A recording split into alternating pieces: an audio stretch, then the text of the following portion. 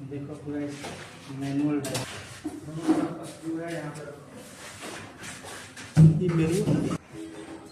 यार हमारे इधर भी यार अपना कवर है ये, इंसुलेटेड कवर। ठीक है, इंसुलेटेड कवर है।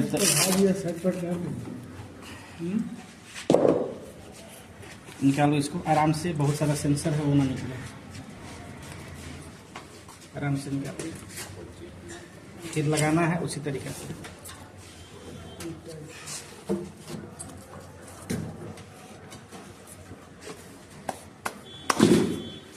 कहीं छूना नहीं है, हो सकता है कैपेसिटर है, चार्ज होगा तो करंट देगा।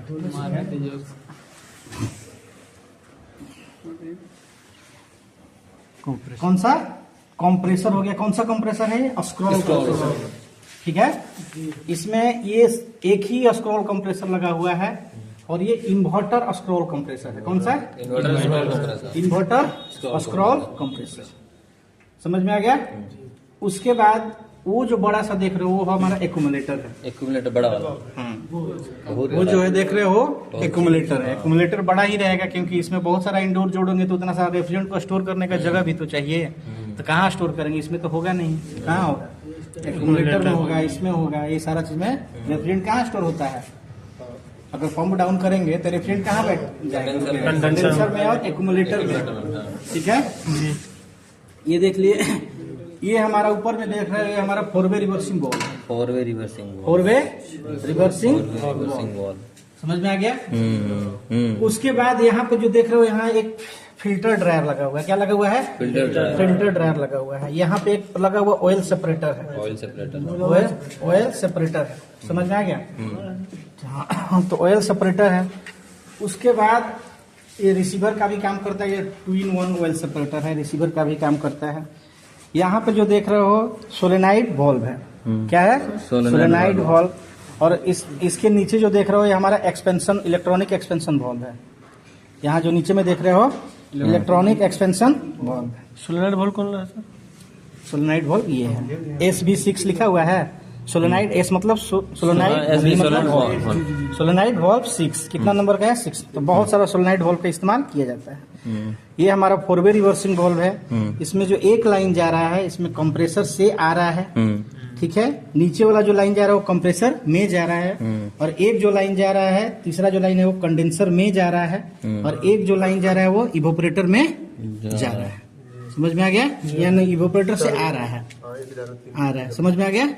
तो इसमें ये जो ऊपर से जा रहा है ये कंप्रेसर से आ रहा है। कंप्रेसर से जा रहा है, ठीक है। कंप्रेसर से कौन सा डिस्चार्ज लाइन है? ये है। कंप्रेसर से डिस्चार्ज लाइन ये है। आगे बढ़ोगे सोलेनाइड वॉल्व यहाँ पर भी लगा हुआ है, ठीक है।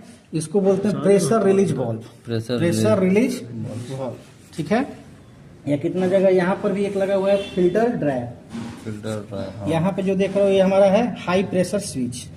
High pressure switch. यहाँ पे जो लगा हुआ है उसको बोलते हैं लो प्रेशर स्विच। यहाँ पे देखो साइड में लगा हुआ है लो प्रेशर स्विच। यहाँ जो हाथ दिखा रहे हैं वहाँ पे एक छोटा सा लगा हुआ है वो उसको बोलते हैं लो प्रेशर स्विच। बाकी पीछे में है हमारा एक्यूमुलेटर।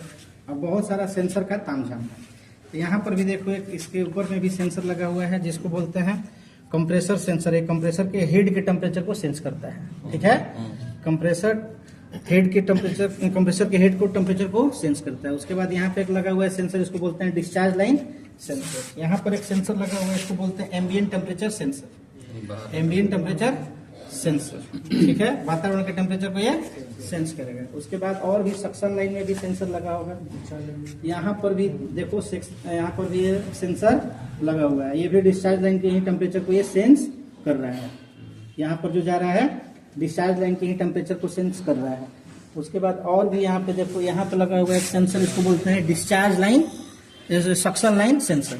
ये जो मोटा वाला जो देख रहे हो ना ये हमारा सक्शन लाइन सेंसर। ये जो मोटा वाला लाइन देख रहे हो ये सक्शन लाइन है और ये लिक्विड लाइन है। ये हमारा लिक्विड लाइन, इससे हमारा जा रहा है इंडोर की तरफ और इससे इंडोर से आ रहा है, ठीक है। नीचे जो वॉल्व देख रहे हो ये हमारा ऑयल, ये है ऑयल के लिए है। नीचे जो सर्विस वॉल्व देख रहे हो, हम इस सिस्टम के अंदर अगर ऑयल डालना है या फिर हमको एक साथ हमारा बहुत सारा सिस्टम जुड़ा हुआ है तो यहीं से हम एक ही सिस्टम से ऑयल चार्ज करेंगे, सब में जाकर के चार्ज हो जाएगा। या सारा ऑयल का प्रेशर और टेम्परेचर हम यहीं से भी देख सकते हैं। ठीक है, तो ये मास्टर यूनिट भी इसको बना दिया जाएगा, इसलिए उस हिसाब से इसको डिजाइन किया गया है। आगे चलिए, तो अब ये काम कैसे करता है। तो कंप्रेसर, ये जो लाइन जो देख रहे हो ऊपर से जो जा रहा है, कंप्रेसर का सक्शन लाइन मोटा है और ये देख रहे हो पतला है, यहाँ से निकल रहा है ना ये। ठीक है, तो यहाँ से हमारा high pressure, low pressure, low temperature का वेपर रेफ्रिजरेंट आ रहा है, गया कंप्रेसर में, कंप्रेस हुआ और इस डिस्चार्ज लाइन के जरिए high pressure high temperature vapour refrigerant आगे बढ़ रहा है। अब यहाँ पे देखो नीचे से जाके घूम के आगे बढ़ रहा है यहाँ से। ठीक है, वोल्ट पे यहाँ पे जा रहा है ये ऑयल सेपरेटर में। ठीक है, ऑयल सेपरेटर में जाने के बाद फिर ये वहां से इस लाइन के जरिए फिर निकल रहा है। ठीक है, ये जा रहा है फोरवे रिवर्सिंग। ठीक है, फोरवे रिवर्सिंग बॉल में अब यहाँ पे जैसे मोड चेंज करना है उस हिसाब से ये, इसमें हमारा इसका इलेक्ट्रोमैग्नेटिक कॉइल हो गया, इसके अंदर लगा हुआ है आर्मेचर। ये जो है इलेक्ट्रोमैग्नेटिक कॉइल है। ठीक है, ये इसके अंदर है आर्मेचर। जैसे मोड चेंज होगा उस हिसाब से मोड, ये हमारा हीट पंप VRV है। कौन सा VRV है? Heat pump VRV।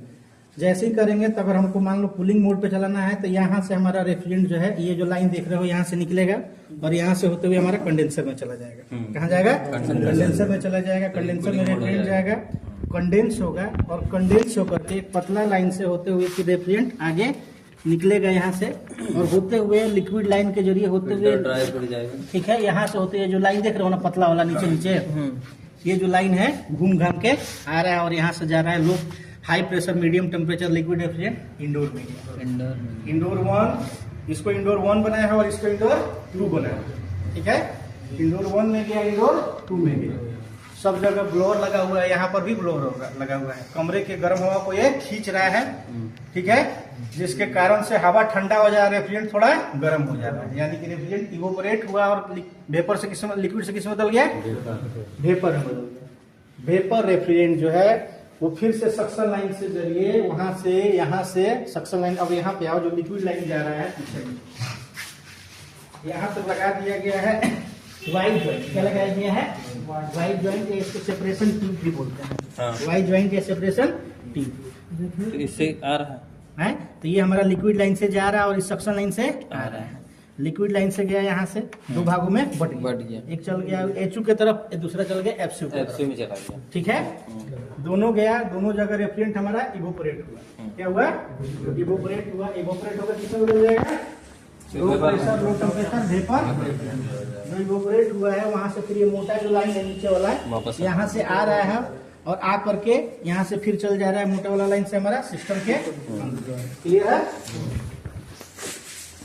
अंदर आया और फिर यहाँ से जो है अंदर गया, कहाँ गया पहले ये देखिए, यहाँ गया मोटा वाला लाइन, यहाँ गया, फिर गया हमारे कहाँ फोरवे रिवर्सिंग बॉल में। कहाँ गया? फोरवे रिवर्सिंग बॉल में।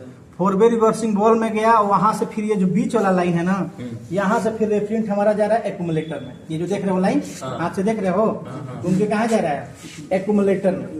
एक्यूमुलेटर में गया, एक्यूमुलेटर में जाने के बाद इस लाइन के जरिए ये जो देख रहे हो एक्यूमुलेटर से आ रहा है ना, ये वाला पीछे में, ये वाला गया है और इस वाला लाइन से वापस आ रहा है। हाँ। फिर से एक्यूमुलेटर से होते हुए कहाँ गया? Back to compressor. ठीक है, ये हो गया इसका रेफ्रिजरेशन साइकिल। इसी तरीके से एक्यूमुलेटर, हाँ एक्यूमुलेटर, इसमें इसलिए इतना बड़ा एक्यूमुलेटर है कि रेफ्रिजरेंट बहुत सारा है, तो रेफ्रिजरेंट को रखने के लिए जगह चाहिए ना, तो कहाँ रखेंगे? कंप्रेसर में तो रहेगा नहीं।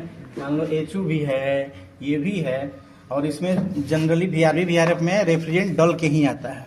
ठीक है, तो पंप डाउन जब मारेगा तो इसको कहाँ स्टोर करके रखेगा? तो बहुत सारा यूनिट का रेफ्रिजरेंट इसमें ना है, तो इसमें तो उतना जगह, कंडेंसर में उतना जगह बनेगा नहीं, इसमें रहता नहीं है। तो हाँ, एक्यूमुलेटर में और इस ऑयल सेपरेटर में रह सकता है। ठीक है, इसलिए इतना बड़ा रखा गया है। क्लियर?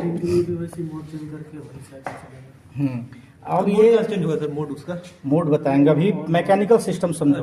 ठीक है, यहाँ कितना तक समझ में आ गया? अब यहाँ इसको बोलते हैं सेपरेशन ट्यूब। क्या बोलते हैं? Separation tube. समझ में आ गया ना? यहाँ पे रेफ्रिजरेंट को हम सेपरेट करके ले जाते हैं, अलग अलग भागों में पहुंचाते हैं। यहाँ पे जो हमारा है 2 लेयर का हमारा कंडेंसर कॉइल है, 2 लेयर का कंडेंसर कॉइल है। ठीक है ना, इसमें एक ही नहीं है, 2 लेयर है। इसके अगर अंदर में जाया जाए तो ये कितना लेयर का है, 2 लेयर। क्लियर है। अब यहाँ पर जो कंडेंसर फैन भी जो लगा है ना, वो भी लगा है BLDC कंडेंसर फैन, यानी कि ये भी वेरिएबल स्पीड पे चलता है और ये भी वेरिएबल स्पीड पे चलता है। ये भी इन्वर्टर कंप्रेसर है और ये भी BLDC मोटर है। इसका भी स्पीड चेंज हो सकता है जरूरत के हिसाब से और इसका भी स्पीड चेंज हो सकता है जरूरत के हिसाब से। अब आते हैं यहाँ पे